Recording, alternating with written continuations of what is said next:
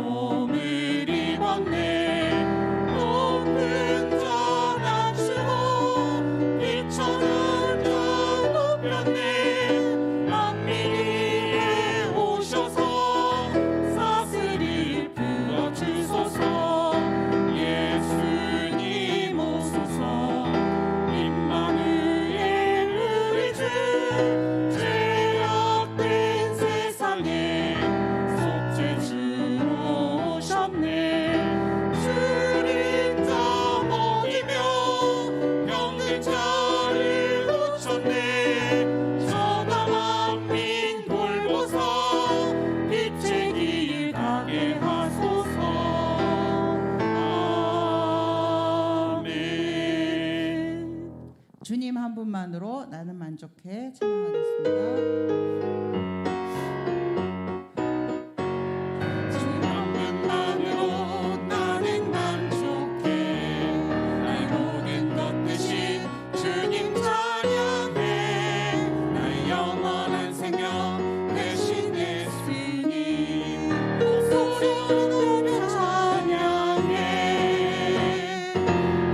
주님의 크신 사랑 찬양해 나의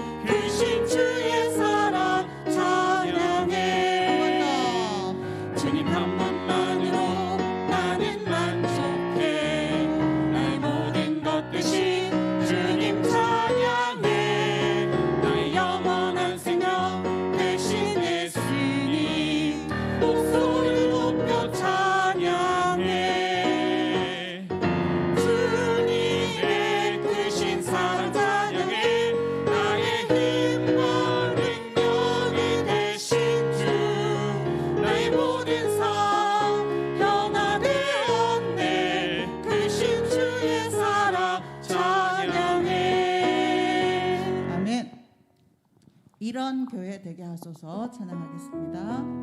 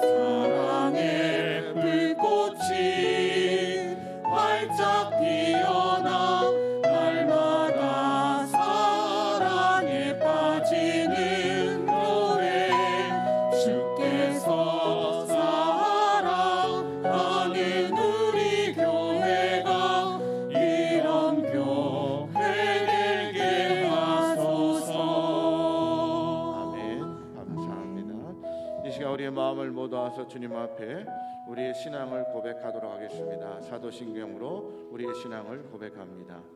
전능하사 천지를 만드신 하나님 아버지를 내가 믿사오며 그 외아들 우리 주 예수 그리스도를 믿사오니 이는 성령으로 잉태하사 동정녀 마리아에게 나시고 본디오 빌라도에게 고난을 받으사 십자가에 못 박혀 죽으시고 장사한 지 사흘 만에 죽은 자 가운데서 다시 살아나시며 하늘에 오르사 전능하신 하나님 우편에 앉아 계시다가 저리로서 산자와 죽은 자를 심판하러 오시리라.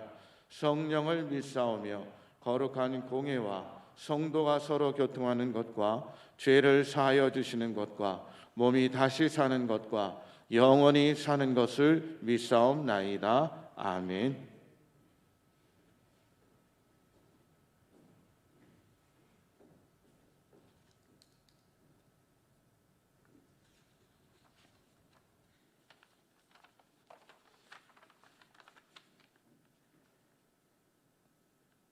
참으로 다사다난했고 저희 새생명교회엔 중대한 변환점을 맞게 하시며 아주 특별히 역사하여 주신 하나님 아버지, 저희들에게 영원하신 생명과 아름답고 복된 새생명교회와 귀하신 정교화 목사님과 신실하신 성도님들, 작은 전국 가정과 소중하고 사랑스러운 가족과 자녀됨을 허락하신 좋으신 하나님 아버지, 저희들 마음 중심으로 깊은 감사와 찬양을 드립니다.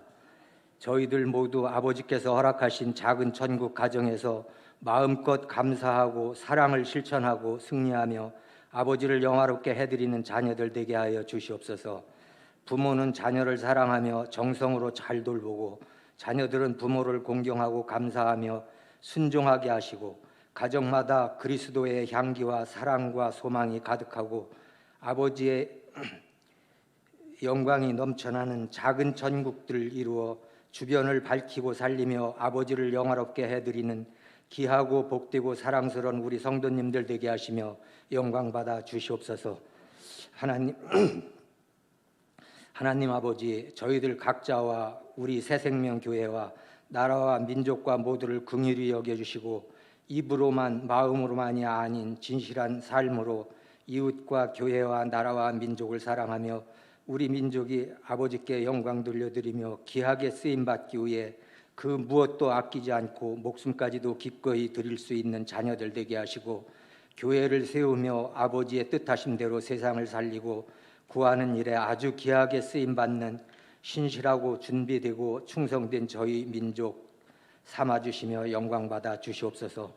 목사님을 축복하시어 허락하신 귀한 은총과 권능을 마음껏 쓰임받도록 인도하여 주시고 우리 성도님들 지금 어수선하고 안정이 덜 된 것 같지만 속히 하나 되어 주님의 축복의 통로 되고 자랑스러운 일꾼들 되어 교회가 제 모습을 갖추고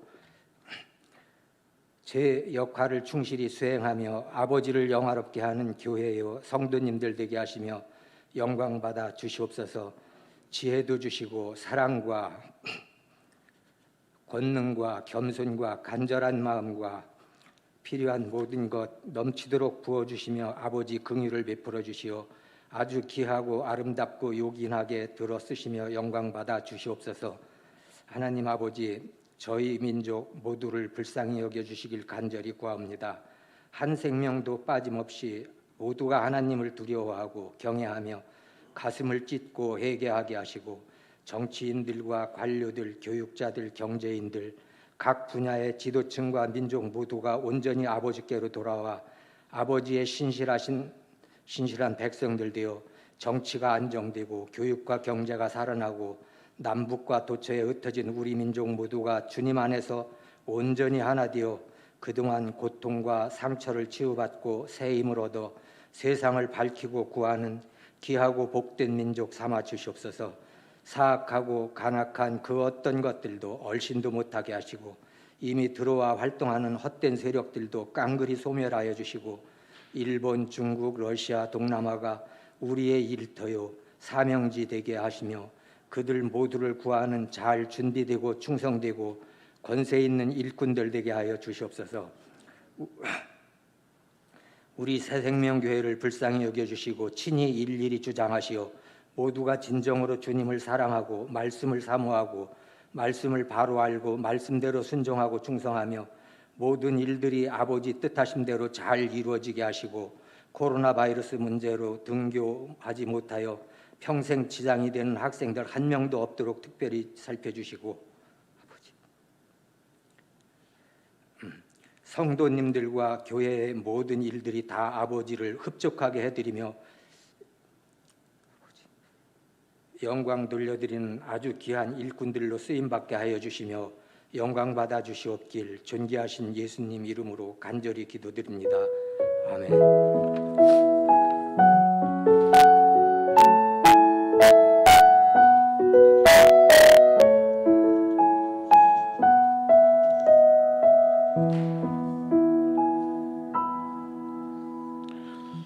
이 시간 우리 다 같이 일어나셔서 우리의 마음을 모두하서 주님 앞에 귀한 예물 드리도록 하겠습니다.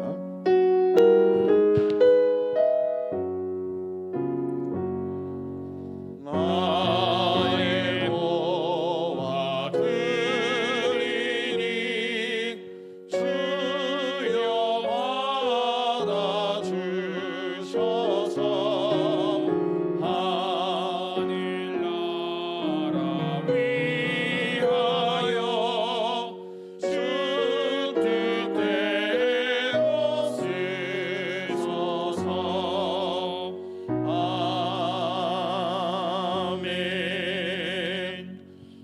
하나님 감사와 찬양과 영광을 올려드립니다. 날씨가 많이 춥고 눈까지 오지만 그러나 우리가 주님을 향한 온전한 예배 열정을 허락하여 주셔서 이 자리를 지키게 하시고 예배드리게 하심에 감사와 찬양과 영광을 올려드립니다. 또한 주님 전에 나오며 귀한 예물로 우리의 마음과 정성을 드리오니 온전히 받아주시고 드린 모든 손길에 하나님의 귀한 축복과 은총으로 함께 가여 주시옵소서. 먼저 11조의 예물을 구별하여 드립니다. 내게 속한 모든 것 하나님께서 허락하신 것이고 하나님이 허락하지 않으면 내가 어떤 것도 소유할 수 없음을 느끼며 우리의 모든 신앙과 고백을 담아 이 11조 예물을 드리오니 온전히 받아주시고 11조를 드리는 그 손길에 하늘의 축복을 더하여 주셔서 남에게 꾸어질지언정 끄지 않는 축복된 손길이 될 수 있도록 허락하여 주시옵소서. 감사 예물을 드립니다. 하나님, 우리가 주님 앞에 감사하는 내용들이 날마다 차고 넘치게 하셔서 정말 우리 삶 속에 임하는 하나님의 축복을 직접 확인하고 목도할 수 있는 축복된 예물이 될 수 있도록 이 예물을 축복해 주시고 함께 가여 주시옵소서. 또한 주님 앞에 귀한 선교 예물을 드립니다. 이역 멀리 먼 곳에서 복음의 전파를 위해 쓰고 하는 그분들에게 온전히 쓰임받는 예물이 되게 하시고 이 예물이 온전히 쓰임받음을 통해 더 많은 영혼들이 주님께로 돌아오는 복된 예물이 될 수 있도록 허락하여 주시옵소서. 주의 영광을 드립니다. 지난 주일도 우리를 지켜주시고 인도해 주신 하나님, 앞으로 한 주간도 지켜주시고 무엇보다도 코로나19가 너무 기승해서 우리들을 움츠리게 하는데 하나님, 그 어떤 악한 전염병으로부터도 우리를 지켜주시고 보호하여 주셔서 늘 건강하게 주님을 찬양하며 예배하는 귀한 성도들이 될 수 있도록 우리를 지켜주시고 보호하여 주시옵소서. 또한 이 예배를 위해 아낌없이 헌신하는 귀한 손길들이 있습니다. 방송팀으로, 찬양팀으로, 반주팀으로, 또 교회 와서 청소하며 꽃꽂이를 하고 물을 떠다놓고 여러모로 애쓰고 수고하는 많은 손길들이 있고 추운 날씨에도 주차위로 수고하는 귀한 손길들이 있사오니 주여, 그들의 헌신과 온전한 봉사의 모습을 받아주셔서 그들의 삶 속에 하나님의 귀한 축복과 은총으로 함께하여 주시옵소서. 특별히 코로나19로 말미암아 찬양대가 운영되지 못하고 교회 학교 예배가 진행되지 못하고 있습니다. 또한 많은 성도들이 참여하지 못하고 있습니다. 주님, 그들을 기억하여 주시고 함께하여 주셔서 속히 이 모든 것들이 정상화돼서 하나님을 온전히 찬양하는 그날이 속히 임할 수 있도록 모든 것들을 인도하여 주시고 허락하여 주시옵소서. 감사드리며 예수님의 이름으로 기도드리옵나이다. 아멘.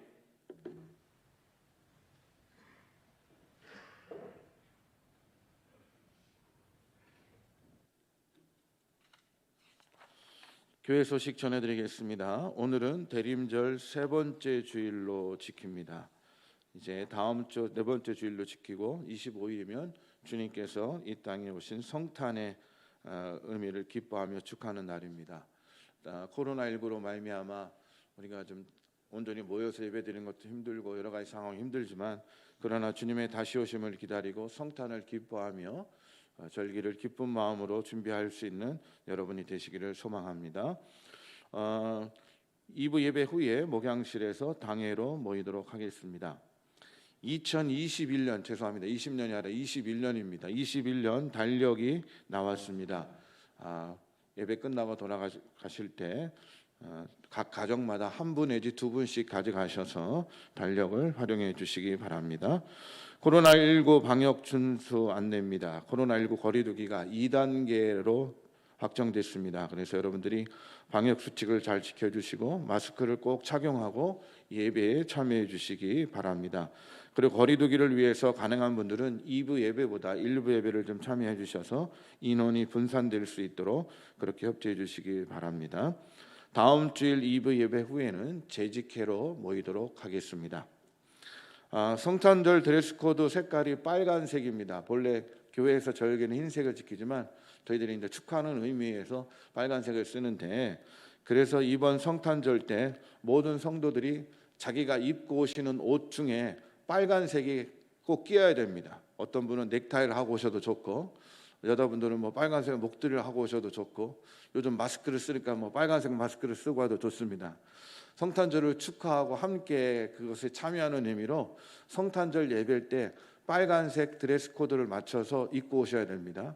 원래 이 드레스 코드라는 것이 어떤 그 시간이나 장소나 격식에 맞게끔 그 어떤 절기에 맞게끔 축제에 맞게끔 입고 오는 옷이 드레스 코드이기 때문에 저도 빨간 넥타이를 하고 오려고 합니다. 단 뭐 내복을 빨간색 입고 와서 저 입고 왔다 그러면 지금 안 됩니다. 그리고 들어오실 때 아마 빨간색이 있나 없나 한번 체크를 해볼 겁니다. 그래서 빨간색 계통의 옷을 입고 온다거나 안에 장식품을 하고 오셔서 우리가 빨간색을 통해서 주님의 성탄을 기쁜 마음으로 맞이하고 서로 축하하는 의미입니다. 그래서 1, 2, 3등을 뽑도록 하겠습니다. 그래서 뽑히신 분들은 가족 식사 상품권을 드리도록 하겠습니다. 그러니까 꼭 25일 날 성탄절 오실 때 빨간색으로 한번 주님의 오심을 기뻐하는 마음으로 빨간색으로 잘 꾸미고 오시기 바랍니다. 더 플러스 점수는 가족들이 함께 오면, 가족들이 다 함께 오면 더 플러스 점수가 있으니까 12월 25일 11시 성탄 축하 예배를 드릴 때 이번에는 자기 옷에 빨간색 계통의 옷을 꼭 하나 이상씩 해서 함께 성탄절을 축하하는 의미를 갖도록 그렇게 협조해 주시기 바라겠습니다. 그렇다고 없는 옷 사입고란 얘기 아닙니다. 있는 거 없으시면 이렇게 빨간색 리본 하나 이렇게 머리다 꽂고 오셔도 됩니다.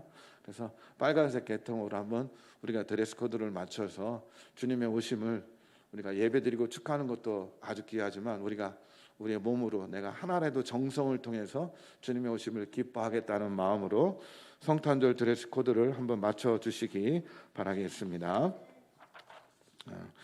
자, 우리 옆에 분하고 인사하도록 하겠습니다. 주님의 이름으로 사랑하고 축복합니다. 네, 축복합니다. 성경 말씀 함께 읽도록 하겠습니다. 누가복음 1장 57절부터 64절까지입니다. 저와 여러분들이 교독하도록 하겠습니다.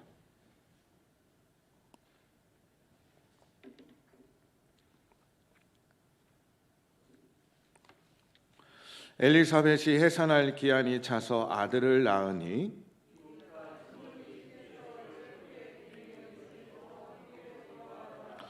(8일이) 되매 아이를 할례하러 와서 그 아버지의 이름을 따라 사가랴 하고자 하더니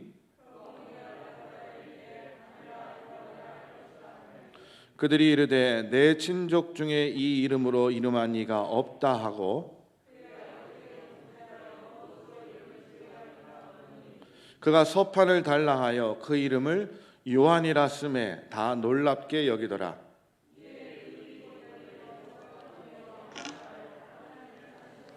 아멘. 네, 감사합니다. 오늘 설교 제목이 뭡니까? 말도 안 돼. 그냥 말도 안 돼가 아니라 악센트를 넣어야 되죠. 말도 안 돼. 여러분, 말도 안 되는 상황이 벌어질 때 어떻게 반응하십니까? 도저히 믿질 못하죠. 그런 상황이 안 되죠. 그럴 때 말도 안 되는 상황이 벌어질 때 우리가 반응하는 것이 다 다릅니다. 다 다릅니다. 근데 오늘 말씀해 보니까 이 말도 안 되는 상황이 벌어지게 될 때 반응하는 두 사람의 모습이 있습니다. 한 사람은 사가랴라는 세례 요한의 아버지고요. 또 한 사람은 마리아라는 예수님의 어머니가 그 말도 안 되는 상황 속에 어떻게 반응하느냐 하는 것들을 오늘 누가복음 1장에 보면 우리들에게 보여주고 있습니다. 그 모습들을 한번 살펴보면 누가복음 1장 5절부터 25절까지는 세례 요한이 탄생한다는 이야기를 사가랴와 엘리사벳 아버지 어머니에게 가브리엘 천사가 와서 수태고지하는 장면이 드러나고요. 그 다음에 26절부터 38절까지는 마리아에게 가브리엘 천사가 찾아와서 예수님을 잉태할 거라는 예수님 수태고지에 대한 이야기가 나오게 됩니다. 근데 두 이야기를 이렇게 같이 평행적으로 쭉 나열하면서 두 이야기 속에 미묘하지만 굉장히 큰 차이가 있어요. 그냥 가브리엘 천사가 와서 수태고지하고 아이를 낳은 것처럼 보이지만 그 안에는 굉장히 큰 차이가 드러나게 됩니다. 그 모습을 한번 비교해서 함께 찾아보는 시간을 갖도록 하겠습니다. 가브리엘 천사가 사가랴와 엘리사벳을 찾아와서 사가랴의 꿈속에서 가브리엘 천사가 찾아 그렇게 얘기합니다. 이제 네가 아들을 낳을 거다. 아들을 낳으면 그 이름을 뭐라고 하라고 돼 있어요? 요한이라고 해라. 그리고 그 아이가 주 앞에서 큰 자가 되고 엘리야의 심령과 능력으로 주 앞에서 먼저 와서 주를 위하여 백성들을 준비하게 할 것이다 하고 가브리엘 천사가 와서 이 사가랴에게 아들을 낳을 거라고 이야기를 합니다. 또 26절부터 보면 이 가브리엘 천사가 이번에는 마리아를 찾아갑니다. 마리아를 찾아가서 한밤중에 마리아를 찾아가서 가브리엘 천사가 아들을 낳을 건데 이름을 뭐라고 하라고 돼 있죠? 예수라 하라. 그리고 그분은 큰 자가 되고 지극히 높은 자의 아들이 되고 왕이 될 것이다 하고 얘기하면서 아들을 낳을 것을 이야기합니다. 둘 다 똑같이 아들을 낳을 거라고 이야기하는데요, 이에 대한 반응이 사가랴의 반응과 마리아의 반응이 다릅니다. 첫 번째 사가랴는 어떻게 반응하냐면요, 1장 18절 말씀 한번 보세요. 1장 18절 말씀 함께 읽도록 하겠습니다. 1장 18절 시작. 사가랴가 천사에게 이르되 내가 이것을 어떻게 알리요? 내가 늙고 아내도 나이가 많으니이다.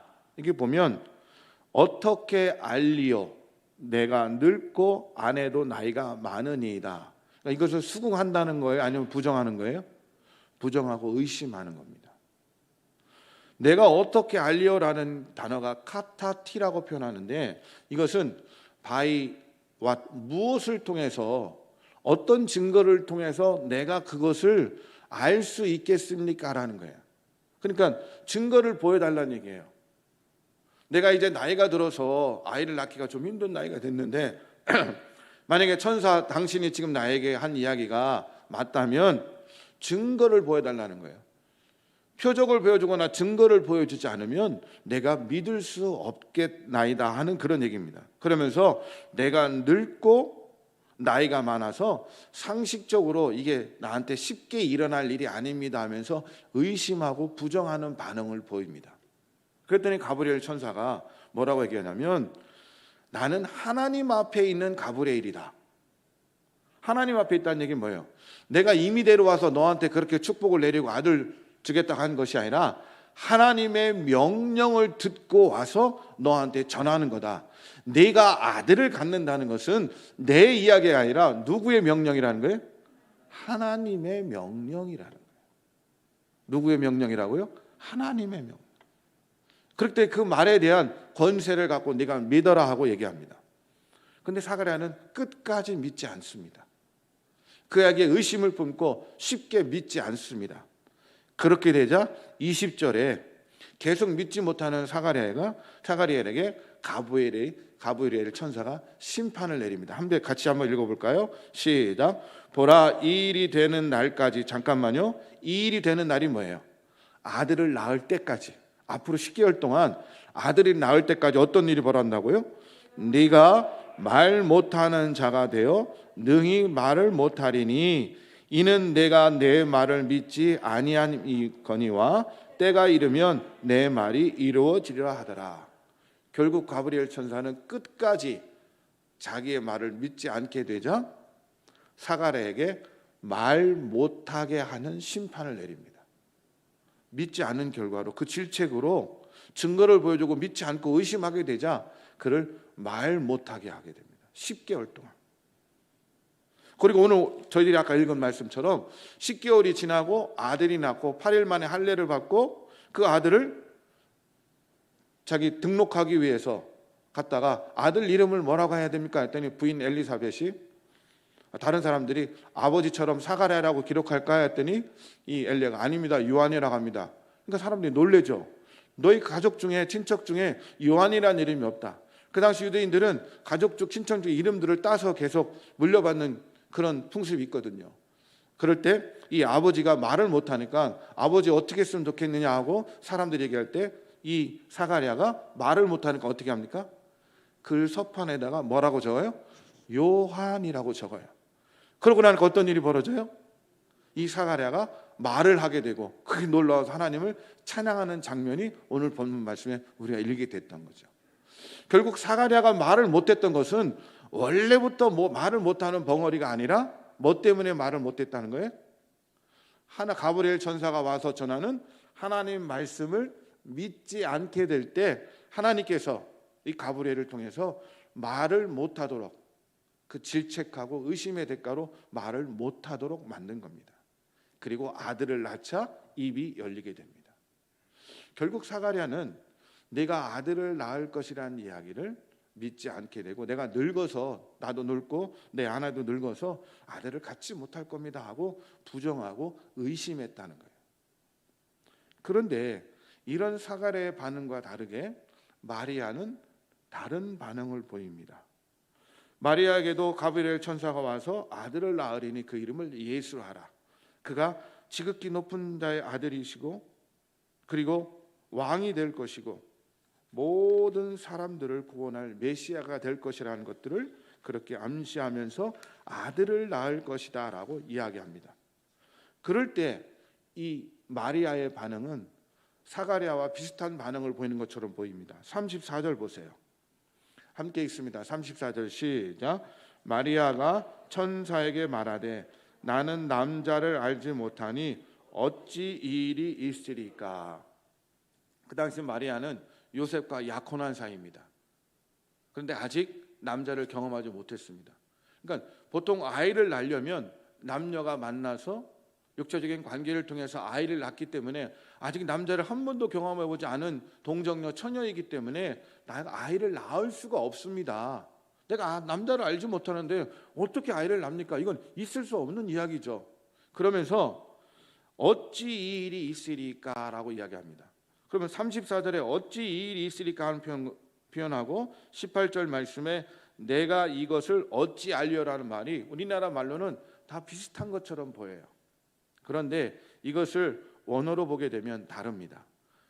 어떻게 이 일을 알려? 카타티라고 아까 표현했죠. 증거를 달라. 어떤 표적을 보여야 내가 그것을 알 수 있을 거 아닙니까? 라고 사가랴는 대답했지만 마리아의 대답은 포스라는 단어를 씁니다. 그 뭐냐면 어떻게 해야 이 일이 이루어지겠습니까? 라는 질문이에요. 다르죠. 앞에 사가랴는 증거를 보여주고 표적을 보여달라고 했지만 마리아는 그러면 제가 아이를 잉태하는데 이거를 부정하는 게 아니라 아이를 잉태하려면 내가 남자를 알지 못하는데 어떻게 해야 이 일이 나한테 이루어질 수 있습니까? How shall I be? 내가 어떻게 그것이 이루어질 수 있습니까? 라고 표현합니다. 그 뜻이 하나님의 명령이 어떻게 해야 내 안에 이루어질 수 있습니까? 라고 그렇게 묻는 거예요. 그러니까 이거는 부정하는 것이 아니라 그럼 어떻게 하면 제가 그렇게 남자를 알지 못하는데 아이를 가질 수 있습니까? 라는 그런 그것들을 수락하고 성취하는 방법들을 묻는 질문이 던지는 거예요. 그러니까 사가랴의 반응하고 완전히 다른 반응을 보이죠. 사가랴는 의심하고 부정했지만 마리아는 의심하고 부정하는 것이 아니라 그렇다면 내가 남자를 알지 못하는데 어떻게 해야 내가 아이를 낳을 수 있습니까? 라고 질문을 던집니다. 그때 가브리엘이 그렇게 얘기를 하죠. 35절 말씀에 보면 성령이 내게 임하면 성령으로 잉태된다는 이야기를 합니다. 그리고 극히 높으신 이의 능력이 너를 덮으리라. 역사한다는 표현이에요. 덮은다는 표현은 역사한다는 표현. 성령이 내게 임하고 하나님의 능력이 내게 역사하면 하나님은 모든 것을 가능하게 하시는 분이기 때문에 내가 임신할 거라는 거죠. 남자는 알지 못하지만 남자를 알지 못하고 경험하지 못했지만 성령이 내게 임하고 지극히 높으신 이의 능력이 내게 역사하면 그 일이 가능하리라 라고 얘기하는 거예요. 그러면서 가브리엘이 37절에 그렇게 얘기하죠. 대저 하나님의 모든 말씀은 능하지 못함이 있다 없다?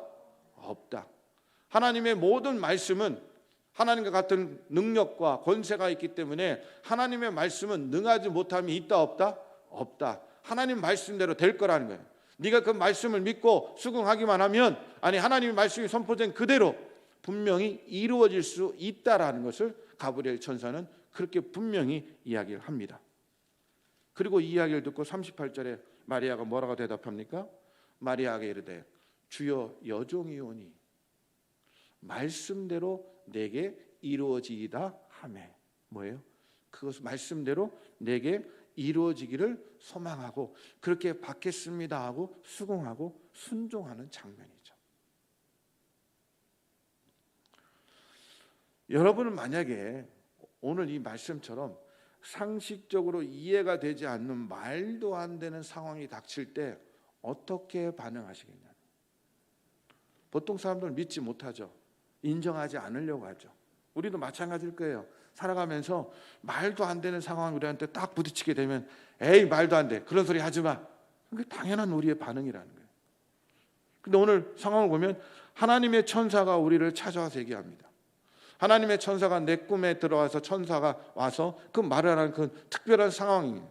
그런데 재밌는 것은 사가랴는 부정하고 의심하게 되고 마리아는 그것을 믿음으로 순응하게 됩니다.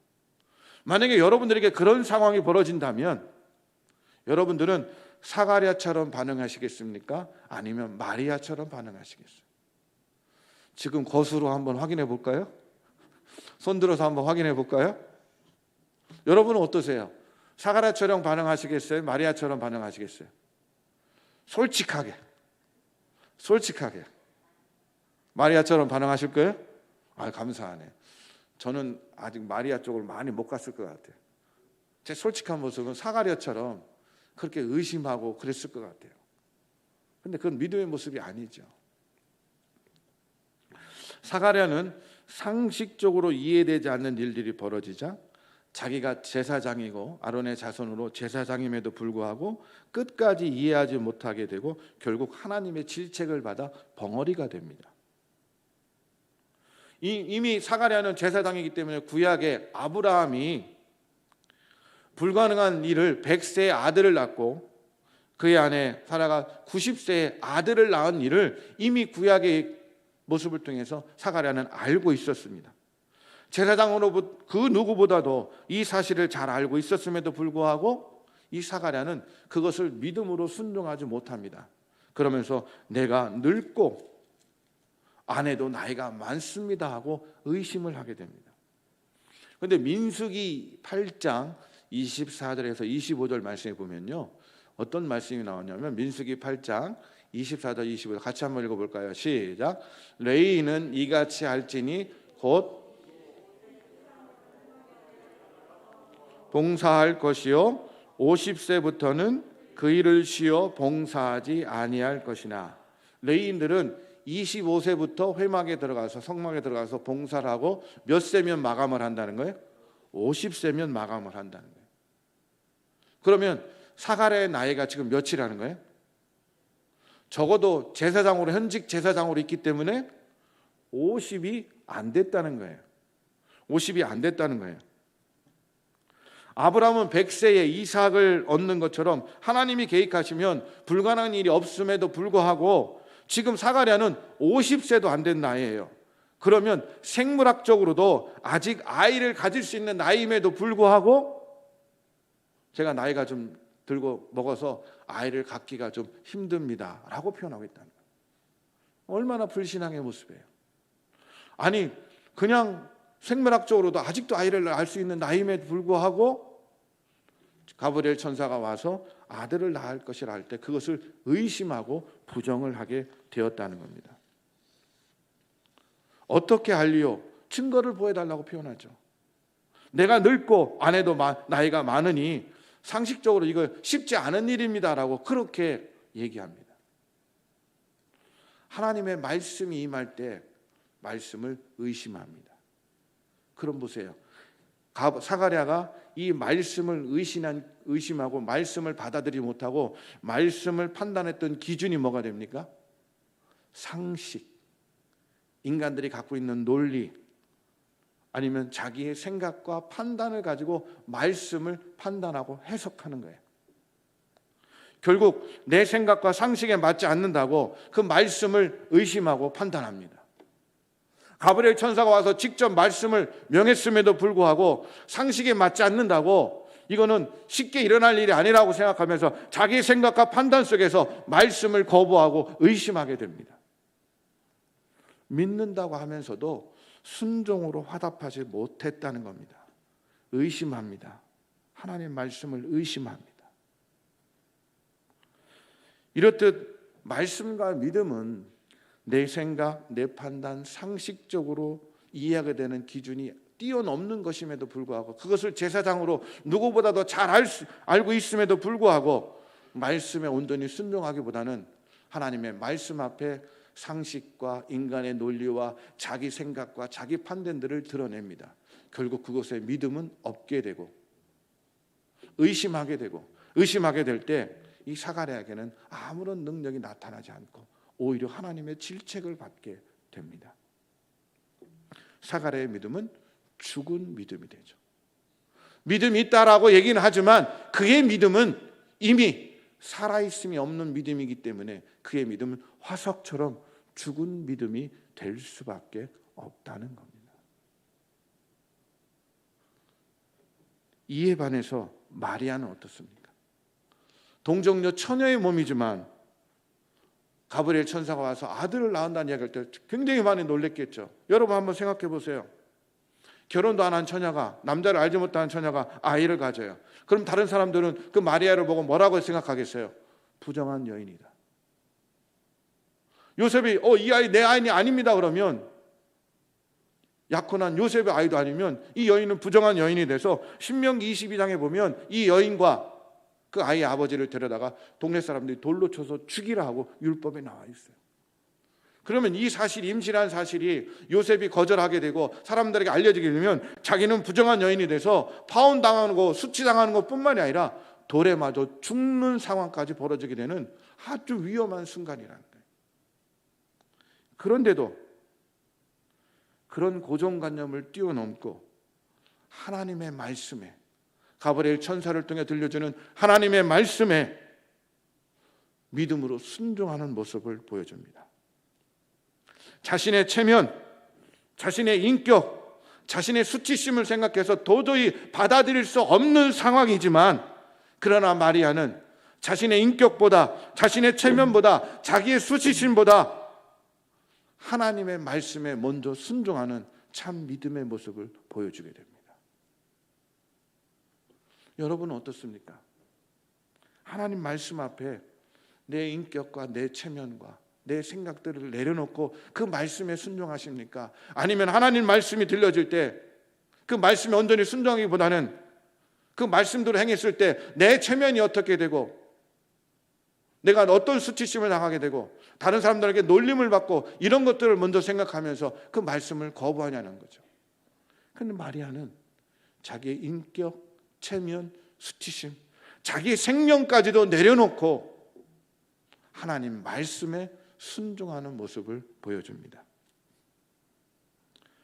특별히 가브리엘이 대저 하나님의 모든 말씀은 능하지 못하심이 없느니라라는 하나님의 말씀의 능력을 선포하게 될 때 마리아는 그 말씀을 받아들이며 38절에 보면 이렇게 고백하죠. 마리아가 이르되 주여 여종이오니 말씀대로 내게 이루어지이다. 마리아도 처음엔 당황했겠죠. 근데 그 모든 상황을 믿음으로 받아들이기가 결심하면서 고백한 말씀이죠. 주여 여종이오니, 주의 여종이오니. 제가 종이란 얘기예요. 제가 주님의 종이란 얘기예요. 하나님의 종이란 얘기예요. 종은 자기의 생각과 자기의 체면과 자기의 판단이 중요한 것이 아니라 종은 자기 주인의 생각과 자기 주인의 명령과 자기 주인의 말씀이 우선이라는 거예요. 그게 종이라는 거죠. 종은 자기 생각에 이해되지 않더라도, 종은 상식 밖의 일이라 하더라도 주인이 하라고 하면 해야 되는 게 종이라는 거예요. 하나님, 제 생각에는, 제 판단에는, 제 상식에는 이해되지 않는 상황이지만 제 인격과 체면과 수치심을 느껴지고 죽을 수밖에 있는 그런 상황이 될 수도 있지만 저는 주의 여종이오니 제 생각보다, 제 체면보다 주님의 말씀을, 주님의 명령을 우선으로 삼겠습니다. 주의 여종이오니 말씀대로 내게 이루어지이다. 내가 그 말씀을 순종하고 따라가겠습니다라는 그런 고백을 하게 됩니다. 온전한 신앙의 모습을 보여주죠. 그 결과 이 마리아는 예수님의 어머니가 되는 엄청난 영광을 누리게 됩니다. 오죽하면 천주교에서는, 제가 주부에 실어드렸지만 천주교에서는 마리아를 숭배합니다. 성모로 숭배합니다. 성부, 성자, 성령처럼 성모로, 신성시합니다. 그게 잘못된 모습이지만 그만큼 마리아의 믿음의 모습이 순결하고 고귀하기 때문에, 그 믿음의 모습이 너무나 아름답기 때문에 천주교에서는 성모처럼 숭배하는 사상까지 들여서 그 마리아의 믿음의 모습을 온전히 기억하고 드러내려고 하는 거죠. 이랬던 마리아는 하나님의 말씀이 임할 때 그 말씀을 받아들이는 기준을 자기 생각이나 체면이나 어떤 상식이 아니라 온전한 믿음으로 그 말씀을 받아들임을 통해 그 말씀에 순종하게 되고, 결국 그 말씀에 순종하게 될 때 하나님의 능력이 나타나서 엄청난 기적과 같은 하나님의 아들을 잉태하는 놀라운 결과를 가져오게 되는 줄 믿습니다. 이 마리아의 믿음의 모습을 통해서 우리의 믿음의 개념들을 우리가 다시 한번 정리할 수 있습니다. 믿음을 여러 가지로 정리할 수 있지만 무엇보다도 믿음은 신뢰라는 거예요. 뭐라고요? 믿음이 뭐라고요? 신뢰예요. 신뢰. 믿음은 신뢰이기 때문에 설령 그것이 상식적으로 맞지 않더라도 믿고 따라가 주는 거예요. 마치 부모가 아이들이 뭔 일을 하기 좀 커서 저는 이런 걸 하겠습니다. 세상 모르고 막 꿈에 꾸어서 이런저런 일을 하게 될 때 그 길을 막지 않고 그래 한번 해보렴. 그 아들을 신뢰하는 거죠. 설령 실패할 가능성이 많다 하더라도 그 아이의 중요한 인생의 경험이 되기 때문에 그 아이 자녀를 신뢰하고 그 일을 맡기게 됩니다. 마치 탕자가 아버지 곁을 떠나려고 할 때 아버지는 그 아들에 대한 사랑과 신뢰 때문에 그 아들을 보내줍니다. 설령 그 돈을 잃는다 하더라도 그 아이의 미래를 위해서 아버지는 그 아들을 신뢰하고, 부모들은 자녀들을 신뢰해서 때로는 아량을 베푸는 것처럼 믿음이라는 것은 신뢰라는 거예요. 내 생각에 맞지 않고 내 판단에 맞지 않습니다. 세상적으로 일어날 수 없는 상식 밖의 일입니다. 그러나 우리가 신뢰하는 대상이 하나님이기 때문에 하나님을 신뢰하고 그분에게 모든 것을 맡기는 게 믿음이라는 거예요. 이것저것 따지는 게 믿음이 아니라는 겁니다. 우리가 하나님을 온전히 신뢰하고 그 신뢰하는 모습대로 우리를 보여주는 것이 바로 믿음이란 사실을 마리아의 모습을 통해서 우리에게 가르쳐주고 있다는 거예요. 또한 믿음은 신뢰인 것뿐만 아니라 순종입니다. 그것이 하나님의 말씀이다라고 믿게 되면 그 말씀에 순종해야 됩니다. 그것이 하나님의 말씀인지 알면서도 순종하지 않으면 그 믿음은 살아있는 역사를 경험할 수 없습니다. 그 말씀이다, 하나님의 말씀이다라고 내가 고백하고 받아들이게 되면 그것에 온전히 순종하게 될 때 그 순종의 모습을 통해서 기적이 일어나고 하나님의 능력이 일어나게 되는 줄 믿습니다. 저는 오늘 새생명교회 성도들이 마리아처럼 하나님의 말씀에 철저하게 신뢰하고 순종하는 믿음을 온전히 보여주시기를 주님의 이름으로 축원합니다. 그런데 우리가 그런 질문을 던질 수 있어요. 하나님, 제가요 마리아처럼 그렇게 주님을 신뢰하고 순종하고 싶습니다. 그런데 그렇게 하지 못하는 것이 내 안에 있다는 거죠. 주님의 말씀과 명령을 신뢰하지 못하고 순종하지 못하고 믿음으로 반응하지 못하게 하는 그 무엇들이 내 안에 있다는 겁니다. 그게 뭐라는 거예요? 아까 사가랴처럼 내 안에 주님보다 먼저 나서는 것이 있다는 거예요. 그게 뭡니까? 내 생각, 내 판단, 내가 경험한 세상의 상식들, 세상의 논리들이 자꾸 주님보다 먼저 앞서게 되는 거예요. 그것이 주님보다 앞서게 되면 우리는 주님을 믿고 신뢰할 수가 없다는 거죠. 그러므로 우리가 하나님 말씀을 받아들일 때는 하나님과 나 사이에, 하나님보다 앞서고 하나님과 나 사이에 가로막는 그 무엇이 있어서는 온전한 믿음의 모습을 보일 수가 없다는 겁니다. 그러나 마리아는 하나님의 말씀 앞에 그 어떤 것도 방해물로 놓지 않습니다. 그리고 그것을 순종하고 신뢰하게 될 때 마리아는 엄청난 일을 경험하게 되고 그 일을 이뤄내는 귀한 축복의 사람이 된 줄 믿습니다. 여러분도 하나님에 대한 믿음, 하나님의 말씀에 대한 믿음을 가질 때 그 말씀 앞에 그 어떤 것을 놓지 말고 그것이 하나님의 말씀일 때 하나님 말씀을 신뢰하고 순종함을 통해 마리아처럼 하나님의 은혜의 사람이 되고 믿음의 사람이 되기를 주님의 이름으로 축원합니다. 2020년 올해도 성탄절이 임합니다. 주님이 이 땅에 임하실 때, 주님이 이 땅에 임하실 때 그 임하실 통로로 사용하는 것이 있습니다. 그것이 바로 우리의 믿음이라는 거예요. 주님이 2020년 성탄절날 우리에게 오실 때 내가 온전한 믿음을 갖고 있지 않으면 주님은 저에게 임하실 수 없다는 거죠.